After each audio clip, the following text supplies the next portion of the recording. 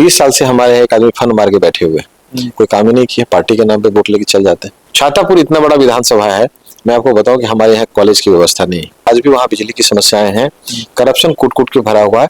इन सब चीजों पे हमारे छातापुर में जो माननीय है उनको कोई मतलब नहीं। आज तक हमने नहीं सुना उस व्यक्ति को हाउस में किसान की बात करते हुए। एकदम बोर्ड पे साफ साफ लिखा रहता है कि यूरिया की कीमत 266 रुपए 60 पैसा है, लेकिन उनसे 500 रुपए वसूला जाता है। देखा है 1350 रुपए का डीएपी है, लेकिन एक्चुअल में किसान को 1350 मिलता नहीं है, वो मिलता है 1800 1850 का।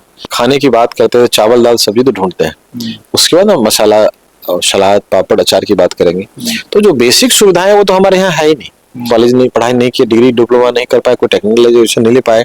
और जब टेक्निकल एजुकेशन नहीं लेंगे तो सिंपल ग्रेजुएशन करने से, सिंपल 10th 12th करने से कुछ होने वाला है नहीं। तो हमारे यहाँ आईटीआई की जरूरत है, हमारे यहाँ बीएससी नर्सिंग की जरूरत है, हमारे यहाँ बीएड कॉलेज की जरूरत है। जनता ने जब आपको वोट दिया है तो आपसे कैसे संपर्क करे, आपसे कैसे मिले, ना आपका घर है, ना कार्यालय है, ना कोई छातापुर का प्रतिनिधि है। तो गरीब आम आवाम जनता जो आपको वोट दिए हैं उनकी जो समस्याएं हैं उनको आखिर कौन सुनेगा। एक आवेदन भी देना होगा तो कहाँ जाके देंगे। ये पूर्णिया एयरपोर्ट में सबसे पहला प्लेन कहाँ का चला? अहमदाबाद का। क्यों? दिल्ली का क्यों नहीं चला? अब जरा बताइए हमको। उसके पीछे भी लॉजिक है। बिल्कुल लॉजिक है। गुजरात में अहमदाबाद से बिहार फ्लाइट है, पूर्णिया, दिल्ली नहीं, बाकी स्टेट, मुंबई नहीं, बैंगलोर नहीं, हैदराबाद नहीं, मतलब अहमदाबाद और पूर्णिया पहला फ्लाइट था। क्यों? लेबर ढोने के लिए ना। इस बात में कोई कभी आपने सोचा, इस पे चिंतन किया? आप लोग पत्रकार हैं, आप लोग को सोचना चाहिए। ये तो लेबर का स्टेट हो गया ना हमारा बिहार। पनोरमा ग्रुप, जो सोचता है वो करता है। चुनाव का समय बिल्कुल एकदम नजदीक है और हम लोग आज ऐसे शख्स के साथ बात कर रहे हैं जिसने बिजनेस में अपना एक बहुत बड़ा मुकाम हासिल किया। उसके बाद अपनी जन्मभूमि में सोचे कुछ अच्छा कुछ करने के लिए अपने पार्टी के लोगों के साथ दिन पर दिन लगातार जो है कई सालों से, महीनों नहीं बोल सकते हम लोग, कई सालों से जो है लगातार किए जा रहे हैं। इस बार क्या लगता है, टिकट की कितनी संभावना? देखिए, टिकट एक अलग विषय है। मेरा जो सोच है छातापुर को लेकर के, खास करके कि छातापुर चूंकि मेरा गांव है, हमारा गांव कैसे आगे बढ़े, वहाँ की शिक्षा व्यवस्था कैसे दुरुस्त हो, वहाँ इंफ्रा कैसे अच्छा हो, बेहतर हो, और खास करके वहाँ जो करप्शन है हमारे यहाँ छातापुर में वो बहुत ज्यादा है। ऐसे करप्शन तो मैं कहीं भी देखेंगे तो हर जगह है, लेकिन छातापुर में कुछ ज्यादा ही है। तो इसके लिए हम लोग प्रयास कर रहे हैं कि आने वाले समय में इसको कैसे दुरुस्त करें, हमारी शिक्षा व्यवस्था कैसे बेहतर हो। क्योंकि सभी लोग आते हैं, जितने भी लीडर्स हैं वो आते हैं और डेवलपमेंट की बात करते हैं। तो एक सिंपल सी बात है, एकदम साधारण सा फॉर्मूला है कि डेवलपमेंट तभी संभव है जब हमारे जो नेक्स्ट जनरेशन के लोग हैं या आने वाले जो हमारे बच्चे हैं वो पढ़े लिखे, तभी कामयाब होंगे, तभी सफलता मिलेगी, तभी समृद्धि की बात कर सकते हैं। लेकिन शिक्षा की बात अभी जो हमने देखा है वहाँ खास करके छातापुर में, वहाँ की जो भी प्रतिनिधित्व कर रहे हैं लोग, कभी भी उन्होंने शिक्षा और किसान की बात नहीं की है। भाई जब शिक्षा और किसान की बात नहीं करेंगे आप, हम लोग का जो वहाँ वोटर हैं, जो लोग हैं, वो 95% किसानी पे जिंदा है और उनका जो जीविकोपार्जन होता है वो किसानी से ही होता है। लेकिन किसान की जो समस्याएं हमारे यहाँ, ऐसे तो जो हर जगह है ही, लेकिन हमारे यहाँ कुछ ज्यादा ही है।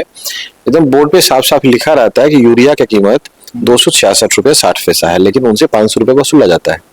पैक्स चेयरमैन के मैंने देखा है कई जगह, मैं विजिट के दौरान मैंने देखा है 1350 रुपए का डीएपी है, लेकिन एक्चुअल में किसान को 1350 मिलता नहीं है, वो मिलता है 1800 1850 का। 1300 कुछ रुपया प्राइस दाम है पोटास का, लेकिन मिलता है 1850 1900 रुपए का। तो ये जो समस्याएं हैं, जब तक हमारे किसान को जब तक बैलेंस प्राइस में उनको खाद बीज नहीं मिलेगा, फर्टिलाइजर इतनी दोगुना कीमत पे फर्टिलाइजर खरीदते हैं, बीज खरीदते हैं, तब तक किसान का उन्नति नहीं हो सकता है। जब किसान खुशहाल नहीं होंगे तो हमारा क्षेत्र आगे नहीं बढ़ सकता है। छातापुर इतना बड़ा विधानसभा है, मैं आपको बताऊं कि हमारे यहाँ कॉलेज की व्यवस्था नहीं है। बहुत ऐसे लोग हैं जिनके बच्चे पढ़ना चाहते हैं, स्कॉलर है, मेधावी है, अच्छा करना चाह रहे हैं, लेकिन कॉलेज के अभाव में, संसाधन के अभाव में वो अपने बच्चों को नहीं पढ़ा रहे हैं, और ना ही उनके पास इतना पैसा है कि वो बच्चों को कोटा और पटना भेज दे। तो ये जो समस्याएं हमारे यहाँ ये बहुत ज्यादा है। वहाँ सबसे दो बड़ी समस्या जो है उनको समाधान करने की जरूरत है।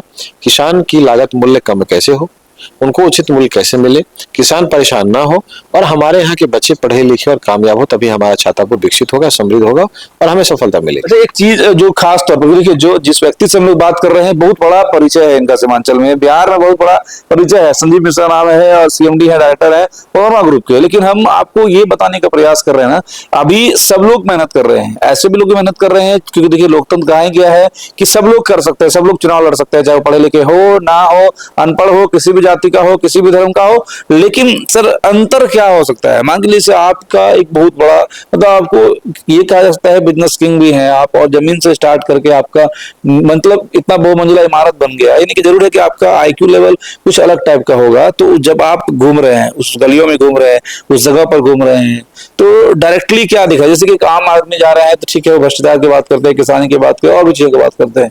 आपका तो कुछ अलग होता होगा ना जब उस चीजों को देखते हो। तो पहले बेसिक चीजों पे करें ना, लग्जरी आदमी आप क्या है, पहले तो बेसिक चीजें जो खाने की बात करते थे, चावल दाल सब्जी तो ढूंढते हैं, उसके बाद ना मसाला और सलाद पापड़ अचार की बात करेंगे। तो जो बेसिक सुविधाएं वो तो हमारे यहाँ है ही नहीं, उनसे लोग वंचित हैं। तो मैं और चीजों की कल्पना कैसे करूं, मैं कैसे SEZ की बात करूं, मैं कैसे इंफ्रा की बात करूं, मैं कैसे वहाँ मैं इंडस्ट्री की बात करूं, मैं कैसे वहाँ मखाना उद्योग की प्रोसेसिंग यूनिट की बात करूं। ये तो बहुत सेकेंडरी, बहुत कुछ है, लेकिन वो अभी बेसिक चीजें ही नहीं है। आप एक बात को समझिए ना, बेसिक आपका मजबूत होगा तभी ना आप आगे की बात कर सकते हैं। लेकिन जो जरूरतें हैं, जो नीडी है, वहाँ के किसान को जो आवश्यकता है वही फुलफिल नहीं हो पा रहा है, तो आगे की बात कैसे करेंगे? तो सबसे पहले जो धरातल पे जमीन पे जो चीज होना चाहिए किसान को, अब हमारे यहाँ बहुत ऐसे युवक है भटक रहे हैं। अब बोलेगा रोजगार नहीं है, रोजगार कैसे मिलेगा? रोजगार ऐसे थोड़ा मिलेगा, वो नॉन मैट्रिक है, ये मैट्रिक कर लिए तो आगे कॉलेज नहीं पढ़ाई नहीं की, डिग्री डिप्लोमा नहीं कर पाए, कोई टेक्निकल एजुकेशन नहीं ले पाए। और जब टेक्निकल एजुकेशन नहीं लेंगे तो सिंपल ग्रेजुएशन करने से, सिंपल 10th 12th करने से कुछ होने वाला है नहीं। तो हमारे यहाँ ITI की जरूरत है, हमारे यहाँ BSc नर्सिंग की जरूरत है, हमारे यहाँ B.Ed कॉलेज की जरूरत है, हमारे यहाँ डिग्री कॉलेज की जरूरत है। इन सब चीजों जब तक हमारे यहाँ नहीं होगा, या किसी भी क्षेत्र में कहीं भी जब तक ये शिक्षा की बात नहीं होगी, उनका शिक्षा का कोई समाधान नहीं होगा, तब तक वहाँ का क्षेत्र विकास नहीं कर सकता है। जो हमारे यहाँ अभी आज भी हमारे यहाँ देखिए, आज बहुत ऐसे जिला है जो ग्लास का ब्रिज बन रहा है, ठीक है, अच्छी बात है, हमारे बिहार में बन रहा है, बनना चाहिए, बहुत खुशी की बात है, हमें भी खुशी होती है। लेकिन जो लोग चचरी पे पुल पार कर रहे हैं, उनके लिए भी आपको समझने की जरूरत है, उनको भी सुनने की जरूरत है। आज भी हमारे छातापुर विधानसभा आप गए भी हैं, कई बार आपने देखा भी है, आपने चैनल में भी दिखाया है कि हमारे यहाँ नदी में, नहर पे आज भी लोग बांस का चचरी पुल पे पार कर रहे हैं। केला का डंपोच पे जो है नदी नहर को पार कर रहे हैं। आज भी हमारे यहाँ गांव में सड़कें नहीं है। SH91 के अलावा अंदर यदि गांव में जाएंगे तो आज भी वहाँ बिजली की समस्याएं हैं, करप्शन कूट कूट के भरा हुआ है। इन सब चीजों पे हमारे छातापुर में जो माननीय है, उनको कोई मतलब नहीं। आज तक हमने नहीं सुना उस व्यक्ति को हाउस में किसान की बात करते हुए, शिक्षा की बात करते हुए। पलायन कैसे रुकेगा? ये पलायन कैसे रुकेगा? हमारे यहाँ बच्चे पढ़ेंगे नहीं, उनको शिक्षा नहीं मिलेगा, तो उनको पंजाब तो जाना ही पड़ेगा। छोटा सा जगह है छातापुर, और आप शाम में जाके देखिएगा, गुजरात की बसें लगती है वहाँ, पंजाब से बसेस आती है, हरियाणा से बसेस आती है, दिल्ली से बसेस आती है, और डेली यहाँ से मजदूर ढो के ले जाता है। तो हमारे यहाँ के कुछ नेता बोले कि हमारा जो स्टेट है उनको मजदूर का मतलब ये स्टेट बना दिया कि भाई जाओ बिहार और मजदूर ले आओ। एक बात बताइए, पूर्णिया एयरपोर्ट में सबसे पहला प्लेन कहाँ का चला? अहमदाबाद का। क्यों? दिल्ली का क्यों नहीं चला? अब जरा बताइए हमको। उसके पीछे भी लॉजिक है, बिल्कुल लॉजिक है। गुजरात में अहमदाबाद से बिहार फ्लाइट है, पूर्णिया, दिल्ली नहीं, बाकी स्टेट, मुंबई नहीं, बैंगलोर नहीं, हैदराबाद नहीं, मतलब अहमदाबाद और पूर्णिया पहला फ्लाइट था। क्यों? लेबर ढोने के लिए ना। इस बात में कोई कभी आपने सोचा, इस पे चिंतन किया? आप लोग पत्रकार हैं, आप लोगों को सोचना चाहिए। ये तो लेबर का स्टेट हो गया ना हमारा बिहार, जबकि हमारे यहाँ एक से एक जीनियस है। आप किसी भी कंट्री में जाएंगे, किसी भी बड़े कंपनी में जब देखेंगे, सब बिहार के लोग हैं। तो हमारे यहाँ जो व्यवस्था है बिहार में, वो कहीं न कहीं हमारे जो युवक भटक रहे हैं, चाहे पढ़े लिखे लोग भी हो, वो भी काम नहीं करना चाह रहे हैं। इसलिए काम नहीं चाह रहे हैं, काम करना चाहिए, उनको संसाधन नहीं मिल पा रहा, उनको माहौल नहीं मिल पा रहा, गवर्नमेंट से सपोर्ट नहीं मिल पा रहा है, जिसकी वजह से वो यहाँ से बाहर जा रहे हैं। अच्छा, एक चीज बताए ना, ये जितनी बातें आप बता रहे हैं, ये एक आम विधायक के कैंडिडेट भी बता सकते हैं, लेकिन आप एक बहुत मतलब ये कहा जा सकता है ना कि बिजनेस में आपको बहुत बड़ा नाम है, आप सरकार के पैरेलल में एक सरकार है, तो अगर आपके जैसा आदमी विधायक बनता है तो उसके पास क्या ऐसा विजन होगा? ठीक है, सरकारें जब करेगी, जब मंत्रालय जब करेगा, आप और क्या कुछ कर सकते हैं? देखिए, पहले तो जो बेसिक जरूरतें हैं उनको पूरा करना पड़ेगा, वही पूरा नहीं हो पाया।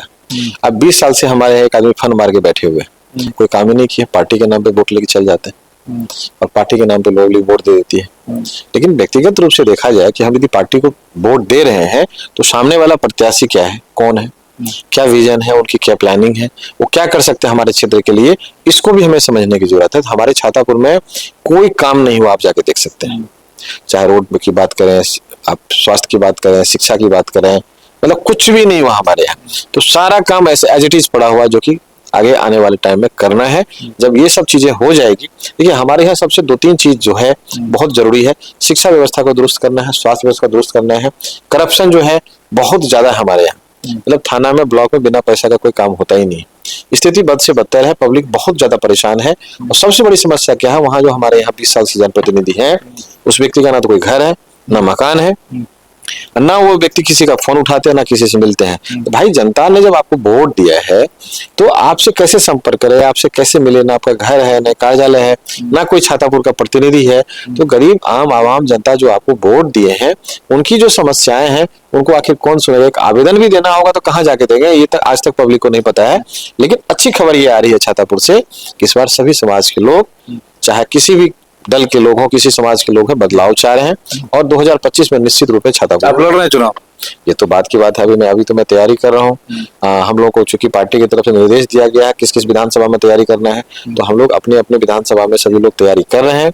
आने वाला वक्त बताएगा चुनाव लड़ना है नहीं लड़ना, ये तो हमारे जो नेता है वो फैसला करेंगे। हम तो कार्यकर्ता के रूप में काम कर रहे हैं। तो हमारे साथ बातचीत करने के लिए वीआईपी पार्टी विकासशील इंसान पार्टी के राष्ट्रीय उपाध्यक्ष थे संजीव मिश्रा, जो दावेदारी समझिए कि ठोक ही रहे हैं और पूरी मेहनत निचोड़ तरीके से कर ही रहे हैं छातापुर में। छातापुर वो जगह है जहां पर की मंत्री मतलब विधायक है, विधायक है और वो मंत्री भी है, नीरज सिंह बबलू नाम है, और 20 सालों से लगातार उस एरिया को प्रतिनिधित्व कर रहे हैं जो एरिया पिछड़ा से और अति पिछड़ा, पिछड़ा से अति पिछड़ा, मतलब पिछड़ा का एक सिंबल बना हुआ है, जैसा कि सर बता रहे हैं। और हम लोगों ने डायरेक्टली देखा भी अपने आंखों से कि किस तरह से चचरी का पुल के सहारे लोग एक दूसरे के पार जाते हैं। और उसके अलावा कई सारे ऐसे चीजें हैं जो बुनियादी सुविधाएं वहां पर बिल्कुल भी नदारद है। अब ऐसे में ग्राउंड पर क्या कुछ जनता कहती है वो हम लोग दिखाएंगे। ये सर के विचार थे और आप कितने सहमत हैं इससे कमेंट में जरूर बताइएगा।